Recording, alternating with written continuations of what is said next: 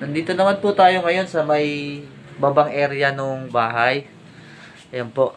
Chine-check po natin bawat isa. Yung mga gustong ipagawa nung owner.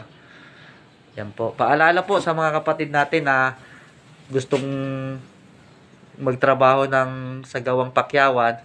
Huwag po kayong magbibigay ng estimate nang hindi nyo po nakikita ng maayos yung scope of works. Kasi malaki po ang chance na baka po mapasobra ang inyong estimate. Mahalaga po magkaroon muna ng site inspection. So ito ngayon, nagkakaroon tayo ng site inspection para at least nakikita ninyo yung actual na gagawin. At the same time, may idea kayo kung ano ang gagawin. Isang mapagpalang araw sa inyo mga kapatid. Sa araw pong ito ay atin naman pong tatalakayin. Paano po ba ang sistemang pakyawan sa ating trabaho sa construction? So marami pong mga kapatid po natin ang nagnanais po siguro na magpatrabaho sa pakyawan, ngunit walang sapat na kaalaman kung paano po ba isinasagawa ang mga bagay na ito. Marami po na tayong naririnig ng mga feedback tungkol sa mga hindi magagandang experience sa trabahong pakyawan. So at sa ngayong araw pong ito, atin pong tatalakayin paano po ba natin may iwasan yung mga ganong klaseng mga pangyayari. Ganon din po, atin din pong ibabahagi ang ating mga karanasan sa trabahong pakyawan doon sa mga kapatid po natin na nagnanais ng maging namamakyaw o makakuha ng trabaho bilang pakyawan. So mga kapatid, atin pong isa-isahin sa araw na ito ang mga bagay-bagay na dapat nyo pong isaalang-alang sa pagpapatrabaho at sa pagtatrabaho ng trabahong pakyawan. Pero bago po tayo magsimula, shoutout po muna sa mga sir natin. Shoutout po kay Kester Yu. Shoutout po kay Ma'am May Pearl Solis. Shoutout din po sa mga kapatid po natin dyan sa Power Premium Gadgets ng San Mateo. Sila po yung nag-assist sa amin nung kami po ay bumili ng gamit ng aming mga anak sa online school. Shoutout po kay Sir Matt Castro, Sir JB Malihanya, Ma'am Eileen Butlig, at Sir Macario Muñez. Shoutout po sa inyong lahat. At shoutout din po sa lahat ng ating mga subscribers at sa lahat ng ating mga viewers. So bago po tayo magsimula, introhan muna natin.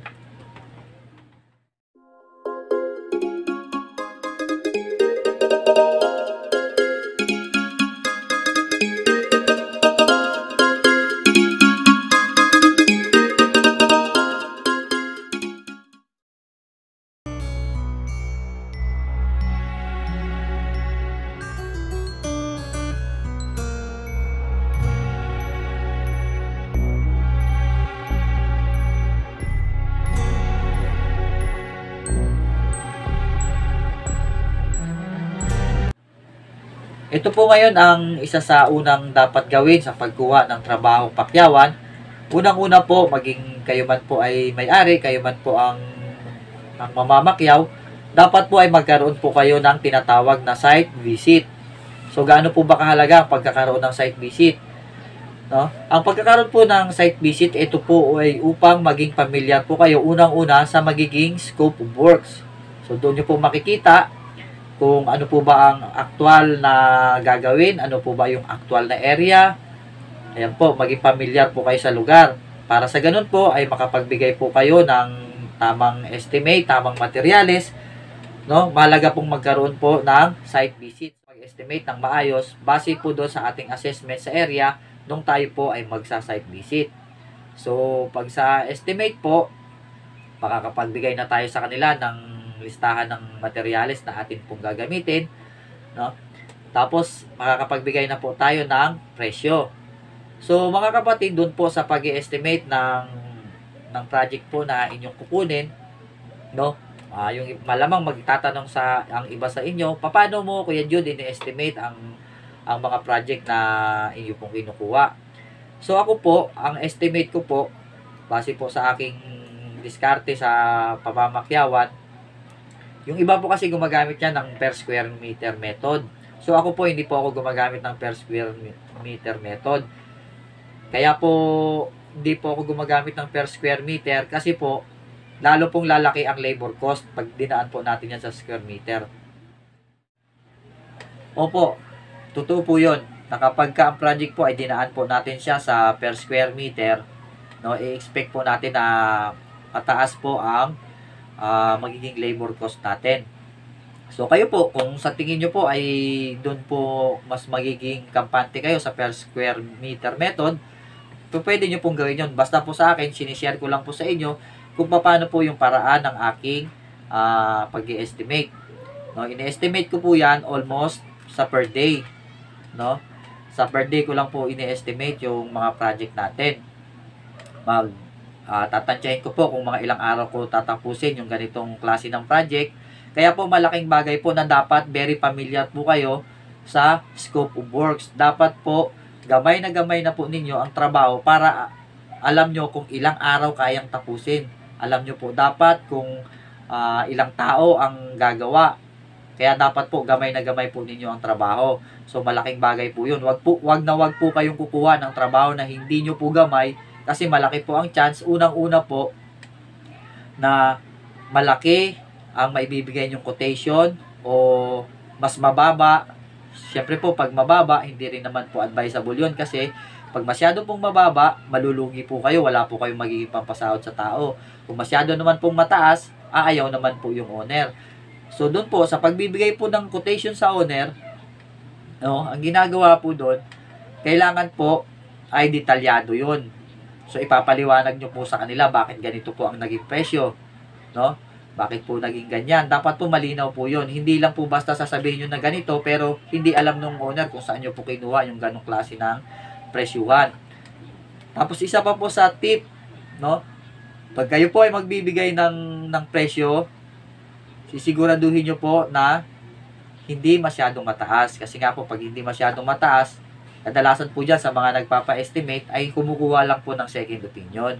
Ngayon, pag kayo po ay nagbigay ng mataas, asahan nyo po yan, hindi kayo makakakuha ng project. Pero kapag ka nagbigay po kayo ng presyong hindi po mababa, ibig sabihin yung fair price po, no? Malaki yung chance na kayo po ang makakakuha ng project. Doon naman po sa mga kapatid natin na nagtatanong, Kuya Jude, tama po ba na manghingi ng charge sa pagpapa-estimate sa mga site visit po? Tama po ba na humingi tayo ng charge? Ang sagot ko po doon sa pagsa-site visit po at saka sa pag-i-estimate po nung mga project, lalo na po kapag pinuntahan po kayo mismo doon sa site o sa lugar sa inyong lugar, marapat po nabigyan po natin siya ng kabayaran. Actually, hindi naman po kabayaran talaga po ang tawag doon. Ang tawag po doon ay site visit fee. No? Para po yan sa kanyang meal allowance, para po yan sa kanyang transportation, no? Para po yan doon sa kanyang ginagawang mga estimate. Tandaan nyo po mga kapatid, kami po na mga namamakyawan ay katulad rin po ninyo. May mga pamilya din po kami, may mga pangangailangan din po. Kaya marapat lang din po na magkaloob po tayo ng bayad. Hindi naman po malaki ang hinihingi na charge ng mga estimate, ng mga site visit. Kadalasan po yan, binibilang lang din po namin yan sa layo, kung magkano po ang aming nagagasto sa pamasahe, kung magkano po ang aming nagagasto sa aming transportation. Binabase din po namin yan sa hirap ng i-estimate, sa hirap ng gagawin. Kasi po kung minsan kailangan nating umakyat sa bubong, kailangan po nating gumapang sa kisame, kailangan po nating magsukat, kailangan po nating magbilang ng mga materialis na gagamitin, mga estimate po. So, doon po napupunta yung mga yon.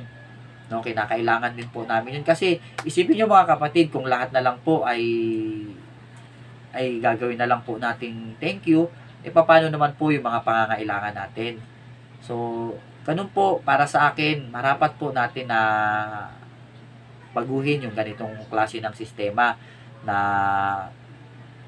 iuuwi na lang po sa thank you yung mga hirap nung mga kapatid natin na nag-i-estimate. Isipin po natin na nangangailangan din po yung mga yan. Kaya po pag nanghingi po sila ng charge, no, pag-usapan po ninyo kung magkano po ang magiging charge, pero dapat po ay meron kasi po gumagastos din po yung mga yan. No, matuto po tayo na pahalagahan din po ang paginaghirapan ng ibang tao. No, give and take lang po tayo. Tutulungan po namin kayo sa mga estimate, sa mga katanungan po ninyo. At the same time, tutulungan nyo rin po kami So, malinaw po sa atin ang kung dapat po ba na magkaroon ng charge ang mga estimate. At malinaw din po sa inyo kung para po saan yung mga charge na hinihingi ng mga nang e-estimate. Ngayon po, kung may iba po dyan ng mga kapatid po natin na nagbibigay sila ng pre-estimate, so pwede po. Basta po pupuntahan po nila kayo dun sa inyong bahay, pre-estimate. So, pero kung hanggat maaari po ay mag-offer po kayo ng bayad sa kanila, no? Kasi nangangailangan din po yung mga yan. So, dadako na po tayo sa susunod na dapat natin gawin sa pagtatrabaho sa pakyawan, no? Ang susunod po, dito po ito yung isa sa nakikita natin na napakalaking problema, no? Dito po tayo nakakita ng maling sistema sa pagtatrabaho ng pakyawan na dapat noon pa nawakasan na, no?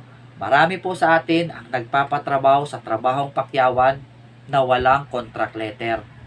Opo, walang contract letter, verbal lang po na nag-usap. Ayan po. Yun po, nagiging malaking problema yun. Marami tayong naririnig base dun sa comment section ng ating mga video na tinatakbuhan po yung mga may-ari, hindi tinatapos ang project. Ayan po, may iba naman po na gumagawa, hindi po nabayaran sila ng buo ng may-ari, no? Yan po ang mga maling sistema na dapat na pong tapusin. Dito. Ito na po mga kapatid, sa ating harapan ay meron po tayong sample ng isang contract agreement. So ito po, bago po magsimula yung project, dapat po naging malinaw po sa inyo ito. So ano po ba ang nakapaloob doon sa ating contract agreement? So ito po, malinaw na nakapaloob dito sa contract agreements ay yung parties. So sino po ba yung parties? Yung parties, ito po yung nagpapagawa at saka yung gumagawa. So dito po nakalagay po dito yung petsa. Ayan po, nakalagay kung anong petsa kayo nagkasundo doon sa inyong kontrata, no? Nakalagay din po diyan, no, kung sino po ang gagawa. Tapos nakalagay po yan diyan kung sino po ang may-ari. Tapos dito with the address of, nakalagay po diyan yung address nung may-ari. No, hindi po yung site po yan, ha. Hindi po yan yung site. Address po yan nung may-ari. So kung ang site po ay doon mismo sa bahay nung may-ari, so doon din po yan naka-address. Pero kung hindi po yan doon naka-address, hindi po yan yung ilalagay nyo dyan. No, ang ilalagay nyo po ay kung saan nakatira yung may-ari. Maging yung address po nung gumagawa, dapat nariyan din po yan. Tapos nakalagay dito sa construction property.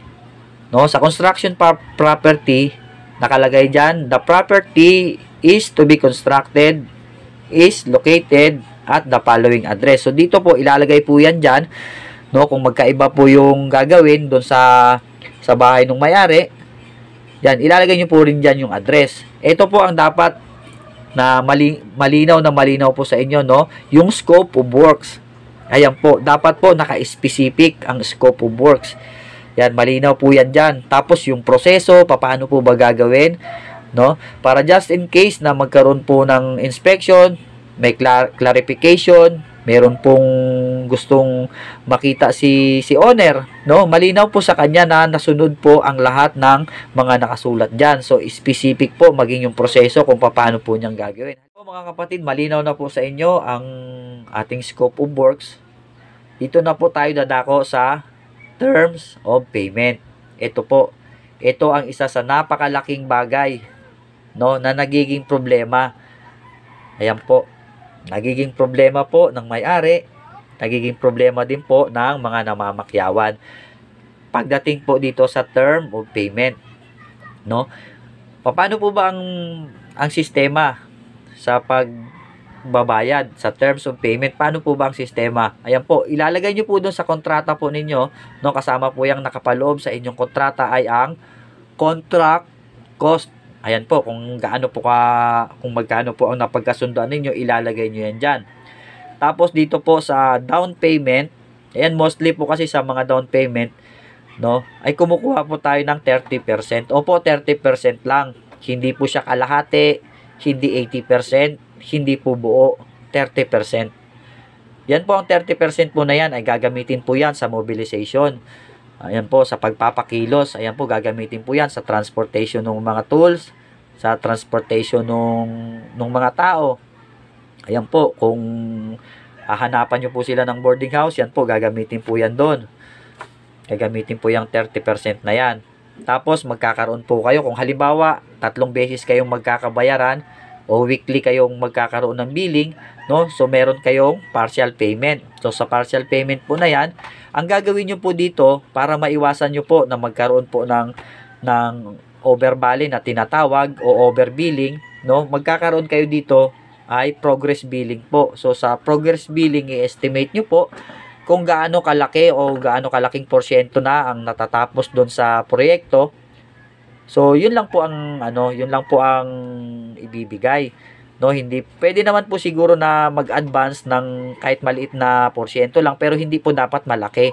Kasi po pag malaki ang naging porsyento ng advance, malaki po ang chance na mag-overbilling po 'yan.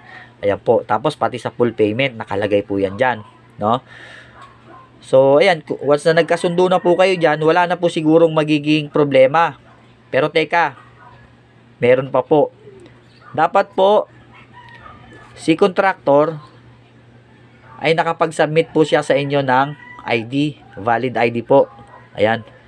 Dapat po meron po kayong valid ID. Dahil pag yan po, no, hindi ko naman po nilalahat, yan po ang nagiging problema kasi ang sabi nung iba, hindi ko po alam na Kuya Jude kung saan na siya nakatira kasi nirekomenda lang po yun pero dapat po meron siyang valid ID, no, na just in case na magkaroon man po ng problema ay madali siyang hanapin. Ganon din po si owner, pipirmahan niya rin po ito, no, para just in case na si owner naman po ang may problema, si owner naman po ang hindi nakapagbigay doon sa namamakyawan, ito naman po si namamakyawan ay malaki ang kanyang karapatan na maghabol doon sa napagkasundo ang presyo dahil napagkasunduan nila ni owner kasi nag-approve po silang dalawa. Ayan po. Ayan po mga kapatid. Dalangin ko po na ang video pong ito ay nagbigay sa inyo ng linaw. Nakapag-alis ng agam-agam upang magtiwala sa trabahong pakyawan. Mga kapatid, kung kayo po ay meron pang katanungan o nais pang malaman tungkol sa sistema ng pagpapatrabaho sa trabahong pakyawan, mangyaring mag-iwan lamang po ng komento sa baba sa ating comment box at ating pong pag-usapan. Dalangin ko po na ang bidyong ito ay nakapagdulot sa inyo ng kaalaman sa pagpapatrabaho sa trabahong pakyawan. Ganun din po sa mga kapatid natin na nagnanais po na malaman kung paano po ba gawin ang isang contract letter. Sa muli po, ito ang inyong kapatid, Jude Rios. Thank you and God bless.